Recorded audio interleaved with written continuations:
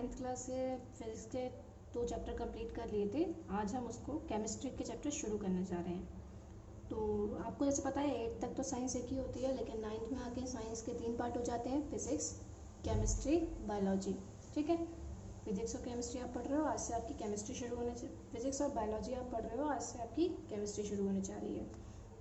तो केमिस्ट्री क्या है? केमिस्ट्री होती है रसायन विज्ञान, जिसमें आप पदार्थ के रासायनिक गुणों का, यानी वो पदार्थ बना है तो उसमें कौन कौन से रसायन यूज़ किए गए हैं, उसके गुणधर्म क्या हैं, इसके बारे में आप अध्ययन करते हो। जिसमें आप किसी पदार्थ के रासायनिक गुणों का अध्ययन करते हो, वो आपकी रसायन विज्ञान कहलाती है। ठीक है, तो हमारा उसका फर्स्ट चैप्टर है आज हमारे आसपास के पदार्थ, मैटर इन आवर सराउंडिंग्स। हमारे आसपास जो पदार्थ हैं उसके बारे में हम पढ़ेंगे। ठीक है, तो देखते हैं क्या है।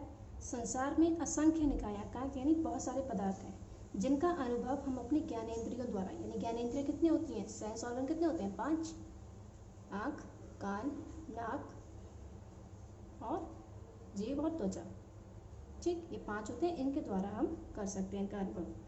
हमारे आसपास किताब, मेज, कुर्सी, बस, मोटरसाइकिल, पेन, कप, ग्लास, चांदी, सोना, ये सब पदार्थ हैं। परंतु कुछ पदार्थ ऐसे हैं जिन्हें हम देख नहीं सकते, केवल अनुभव कर सकते हैं। जिनको हम आंखों से देख नहीं सकते, सिर्फ अनुभव कर सकते हैं। जैसे वायु, आप नहीं देख सकते लेकिन आप उसको फील कर सकते हो। वायु का हम केवल अनुभव कर सकते हैं, जैसे वायु के चलने पर पत्ते हिलते हैं, ठंड लगती है, ये सब चीज़ें। तो पदार्थ क्या है? वे सभी पदार्थ जिनमें द्रव्यमान होता है और वो स्थान घेरते हैं, द्रव अथवा पदार्थ कहलाते हैं। ठीक है, यानी 1 मिनट, यानी कि देखिए, पदार्थ वह वस्तु है जो स्थान घेरती है, द्रव्यमान रखती है तथा जिसे हम अपनी 5 इंद्रियों में से किसी एक या एक से अधिक के द्वारा अनुभव कर सकते हैं। ठीक है, और जो हमारा पदार्थ है उसका भौतिक स्वरूप कैसा होता है, जैसे ठोस, द्रव, गैस। हमारा पदार्थ कैसा होता है? ठोस, द्रव, गैस। ये 3 प्रकार के हमारे पदार्थ होते हैं। ठोस, ठीक है, जो सॉलिड होता है। द्रव, ये लिक्विड यानी तरल अवस्था में रहता है। गैस यानी जो गैसीय अवस्था में रहता है। ठीक है, देखो, हाँ, ये देखिए, पदार्थ का वर्गीकरण, भौतिक और रासायनिक वर्गीकरण। ठीक, भौतिक वर्गीकरण में पदार्थ 3 प्रकार के आधार पर वर्गीकृत किया जाता है, ठोस, द्रव और गैस में। और रासायनिक वर्गीकरण में तत्व, यौगिक और मिश्रण के आधार पर हम वर्गीकृत करते हैं। तो भौतिक अवस्था में कैसा होता है? ठोस, द्रव, गैस। और रासायनिक तरीके से कैसा होता है? तत्व, यौगिक और मिश्रण के रूप में। ठीक है, अब इसके बाद जो टॉपिक है वो है द्रव सूक्ष्म कणों से मिलकर बना है। द्रव्य यानी कि पदार्थ। देखो, द्रव होता है लिक्विड और द्रव्य होता है पदार्थ यानी मैटर। पदार्थ को द्रव्य भी बोलते हैं। तो 2 चीज़ों को रेफरेंस में ना, द्रव इसमें या नहीं होता, वो लिक्विड यानी तरल अवस्था में। ठीक है, प्रत्येक पदार्थ सूक्ष्म कणों से मिलकर बना है। एक जो जल की बूंद होती है वो लगभग 1 × 10⁻21 जल के कणों से मिलकर बनी होती है। पदार्थ को बनाने वाले सूक्ष्म कण इतने छोटे होते हैं कि हम उन्हें सूक्ष्मदर्शी से भी नहीं देख सकते। ठीक है, और पदार्थ को बनाने वाले सूक्ष्म कण परमाणु या अणु होते हैं। ठीक है, इसके बाद जो है वो है पदार्थ की अवस्था। ठीक है, पदार्थ की अवस्थाएं। भौतिक अवस्था के आधार पर पदार्थ 3 प्रकार का होता है, ठोस, द्रव और गैस। ठोस कैसा? लकड़ी, पत्थर, चीनी, रेत, किताब, पेंसिल, नमक आदि। द्रव, पानी, पेट्रोल, दूध, मिट्टी का तेल, ये सब द्रव है, लिक्विड है। गैस, हवा, भाप, oxygen, hydrogen, carbon dioxide, nitrogen, ये सब जो है। तो ठोस, द्रव, गैस जो है वो पदार्थ की अवस्थाएं कहलाती हैं। क्या कहलाती है? पदार्थ की अवस्था। ठोस क्या होता है? ठोस में जो कण होते हैं पदार्थ के, वो एक दूसरे से बहुत अधिक आकर्षण बल के कारण जुड़े होते हैं, जो अलग नहीं हो पाते हैं। इसलिए ठोस का आकार और आयतन दोनों निश्चित होता है। जैसे आप एक बॉक्स ले लो, चाहे वो किसी का हो, टीन का हो या किसी चीज़ का हो। ठीक है, आप उसे एक कमरे से उठा कर दूसरे कमरे में रखोगे तब भी वो उसी आकार का होगा, उतने ही वजन का होगा। ठीक है, ये थोड़ी है कि आप जो है उसको पिघलाओगे तो पिघल जाएगा, या दूसरी जगह जब उसको ले जा रहे होगे तो वो तरल अवस्था पे हो जाएगा, नहीं होगा।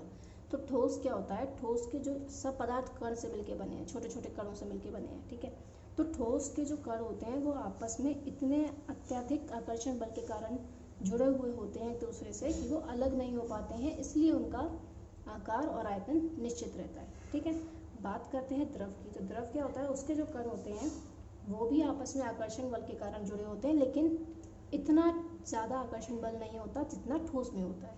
ठोस के मुकाबले उसमें कम होता है आकर्षण बल, जिससे जब आप द्रव के जो कण हैं वो एक दूसरे से कम आकर्षण बल के कारण इधर उधर घूमते रहते हैं। जैसे आप मान लो पानी का एक गिलास लिया आपने, ठीक है, आपने गिलास में पानी डाला, पानी गिलास के आकार का हो गया। आपने एक कटोरे में डाला, कटोरे के आकार का हो गया, है ना, लेकिन पानी तो उतना ही रहा। तो द्रव में आकार अनिश्चित होता है लेकिन आयतन निश्चित होता है, यानी आयतन तो वही रहेगा जो था लेकिन आकार अनिश्चित है। आप जिस उसको पात्र में डालोगे उसी पात्र का वो आकार ले लेगा। अब बात करते हैं गैस की। तो गैस के जो अणु जो कण होते हैं उनके अंदर आकर्षण बल होता ही नहीं है, वो मुक्त अवस्था में घूमते रहते हैं। तो इसलिए उनका ना आकार निश्चित होता है ना आयतन निश्चित होता है। ठीक है, देखो ठोस की विशेषताएं क्या होती हैं। आकृति, ठोसों में अणुओं की स्थितियां निश्चित होती हैं। ये एक दूसरे के इतने निकट होते हैं कि अंतराणु आकर्षण बल अधिक प्रबल होता है। फलस्वरूप ये सीमित स्थान में आकर्षित, यानी सीधी सी बात है, अगर हम नॉर्मल बात करें तो इनका जो आकर्षण बल होता है वो अधिक होता है, तो ये इनकी आकृति निश्चित होती है। आयतन भी निश्चित होता है। ठीक है, और घनत्व गैस जो है द्रव और गैस की तुलना में अधिक होता है। संपीड़िता क्या होती है, दाब बढ़ाकर आयतन कम करने को, यानी आप उसका दाब बढ़ा के आयतन कम करोगे तो संपीड़िता कहलाती है। ठोसों में अंतराणु स्थान पहले से ही कम होता है, इसलिए संपीड़िता बस। अंतराणु के स्थान क्या होता है, कणों के बीच में, एक कण से दूसरे कण के बीच में जो स्थान होता है उसे बोलते हैं, तो वो बहुत कम होता है। ठीक है, तो इसलिए संपीड़िता भी कम होती है। दाब क्या होता है, उसके ऊपर प्रेशर बनाना, आप उसके ऊपर जोर लगा रहे हो। जैसे आप मान लो एक डस्टर है या लकड़ी है, लकड़ी के टुकड़े पे आप कितना भी ऊपर से जोर लगा लो, क्या उसका आकार बदलेगा, वो उतना ही रहेगा, भले ही वो टूट जाएगी लेकिन आकार चेंज नहीं होगा उसका। ठीक है, दबाने पर ही थोड़ी कि अंदर चली जाएगी, वो देखा इतने बड़ा लकड़ी का टुकड़ा आप कितना भी दबा लो वो उतना ही रहेगा, वो टूट जाएगा वो अलग बात है। ठीक है,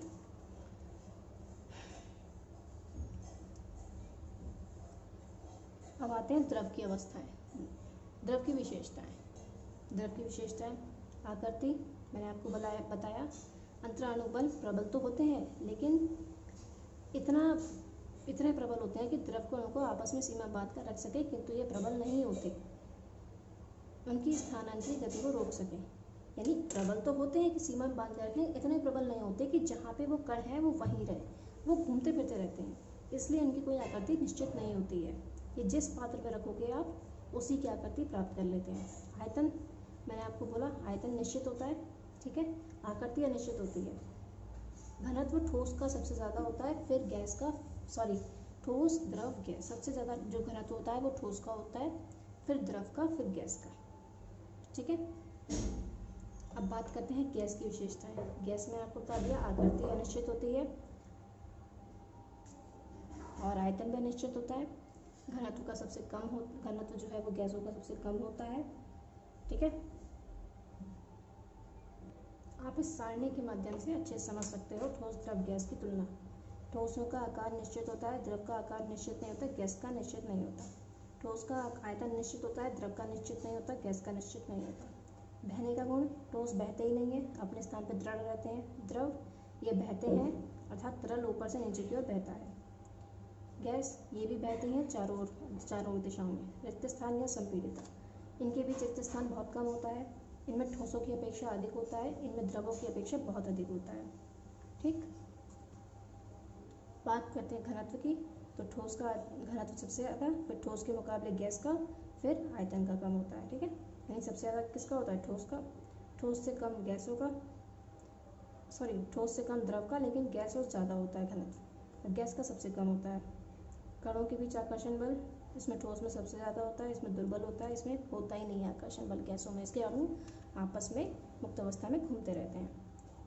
ठोस में कणों का स्थान निश्चित होता है, द्रव में अनिश्चित होता है और इसमें भी अनिश्चित होता है। तो आज हम लोगों ने क्या पढ़ा, पदार्थ, ये अवस्थाएं तीन होती हैं। ठोस, द्रव, गैस। पदार्थ क्या होता है? जो स्थान घेरता है, जिसमें थोड़ा भार होता है। और ठोस, द्रव, गैस की तुलना भी हमने पढ़ ली। आई होप आपको ये समझ में आ गया होगा। अगर समझ में आया तो प्लीज़ वीडियो को लाइक करना और चैनल को सब्सक्राइब करके रखना, ताकि आगे के वीडियोस आपको टाइम से मिले और नोटिफिकेशन जल्दी मिल जाए और आप जो है तुरंत उसको देख के अच्छे से समझ सको। ठीक है, तो चलिए मिलते हैं अगली वीडियो में। Thank you for watching the video.